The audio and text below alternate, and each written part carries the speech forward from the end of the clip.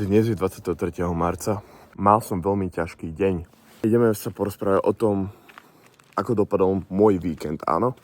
Môj otec mi povedal, že exekúcia na moje meno a na môjho brata meno sa nedá zmazať, že jedine v prípade, keby to zaplatím. Ja som bol taký, že to mi nedáva zmysel. Prečo by si nemohol sám zrušiť tú exekúciu? Prečo by si nemohol sa vyjebať na to? A prečo to musí riešiť proste exekútor? On taký, že musíš to zaplatiť, inak to nepôjde inak a blablabla. A ja som si vyhľadal, že žiadateľ na exekúciu môže kedykoľvek zrušiť exekúciu. Takže môj otec môže kedykoľvek zrušiť na mňa exekúciu.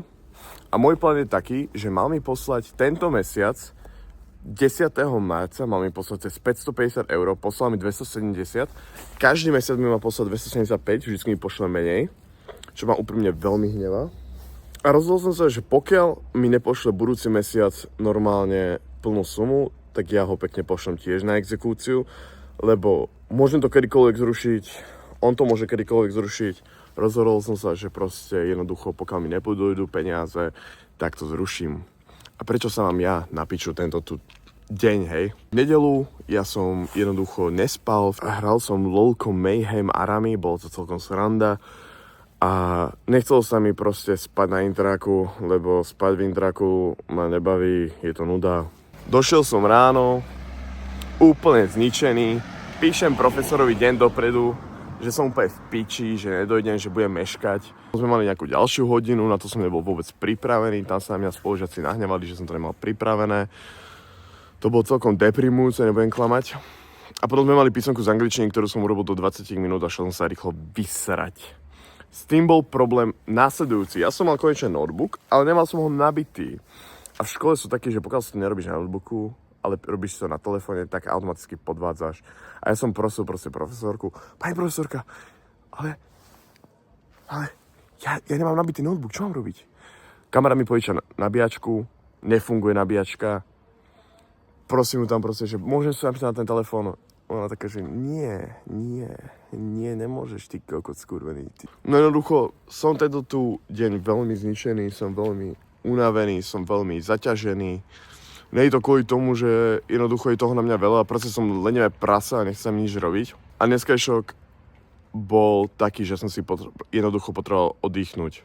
Každú chvíľu mi tu lietajú nejaké upozornenia od tradingu 212. Prosím pekne, ja som dneska ráno dal tak 200 € v hodnote maržou 20 € na striebro a dneska som prišiel o 40 €.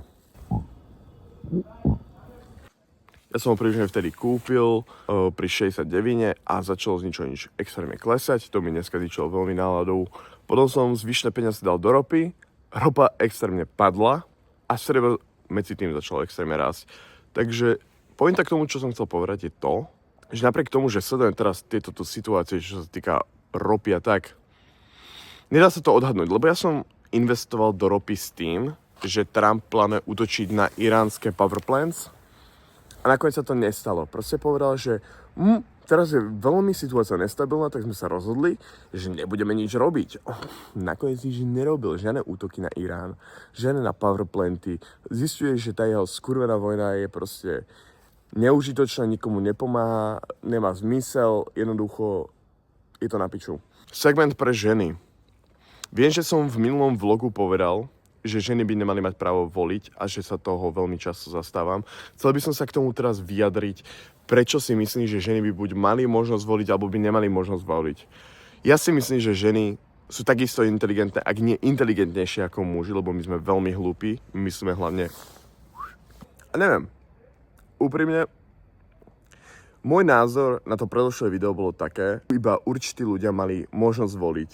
Napríklad v starovekom Grécku tam boli iba určití povolaní mužia, inteligentní mužia, ktorí mohli voliť. Ja nehovorím, že by ženy nemali voliť. Ja hovorím to, že by mal byť nejaký priebežný test, ktorý by testoval napríklad zdatnosť ľudí v politológii.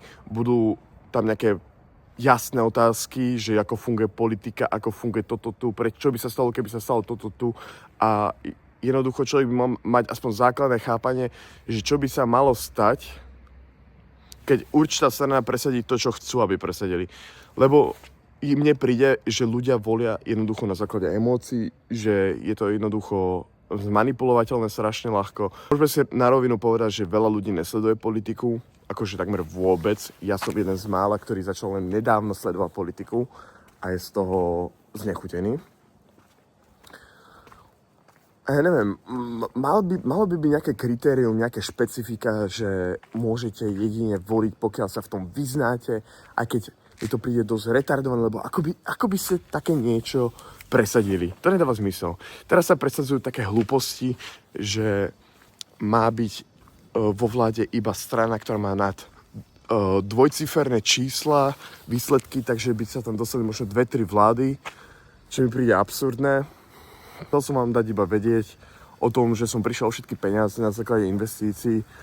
Neviem, aký máte na to názor vy? Ako by ste vy vyriešili tú politickú situáciu? Lebo Samko povedal veľmi peknú vec, že aj obyčajní ľudia si zaslúžia zastúpenie. Ja som obyčajný človek, ako ja si nemyslím, že som v niečom významný, že mám nejaké vyššie výdavky a potrebujem teraz zastúpenie ako 1% Slovákov, ktoré nemá žiadne zastúpenie. Ja skôr hovorím iba o tom, že ľudia, ktorí sa do toho viac vyznajú, by mali mať väčšie právo alebo väčší hlas voľby ako ľudia, ktorí jednoducho uvidia 2-3 reelska a na základe toho rozhodnú, že či Fico alebo tento alebo tamto je lepší. Príde mi to proste absurdné, že ľudia takto volia. Opakujem, nemyslím si, že ženy by nemali mať právo voliť. Ja si myslím, že nikto by nemal mať právo voliť. Ja si myslím, že by malo byť zastúpenie ľudí, ktorí by rozhodovali o celkovom pochode Slovenska, ale ako ich zvolíte, bez toho, aby ich nezvolili obyčajní ľudia. Je to strašne paradoxné, je to strašne ťažké na pochopenie a to je moja myšlienka. Nechcel som nejak uraziť ženy, myslím si, že ženy sú lepšie ako muži, lebo máte... Mal som dosť na piču deň, rýchlo to vydám, idem spať. A zajtra sa vidíme. Ak nie zajtra, tak sa uvidíme o pár dní.